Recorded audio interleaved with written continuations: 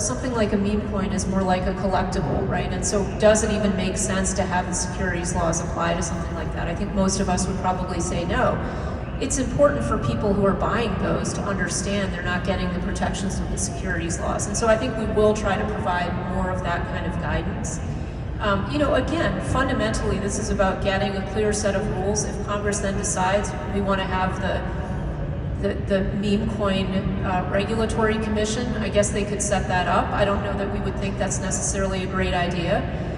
But you can always fill a regulatory gap if you see it. I'm someone who looks at the world a little bit differently, and I say, look, if you're buying a meme coin and you're expecting to become a billionaire because you buy the meme coin, like, buyer beware. You can become a billionaire one day and the next day you're back to zero again. So just go into it eyes wide open.